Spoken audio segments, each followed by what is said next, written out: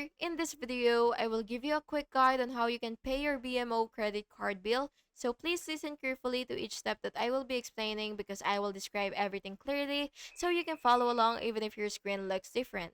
So before starting, make sure that you have your credit card and bank account ready, and this will help you to make timely payments and avoid interest or late fees.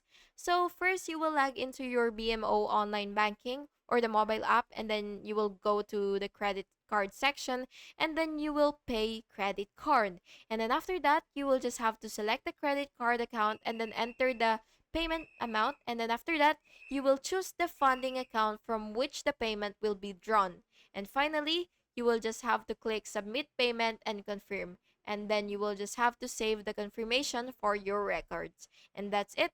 Thank you so much for watching this video, and I really hope it was helpful for you. And if it was, please make sure to like and subscribe for more videos like this. Thank you and have an awesome day.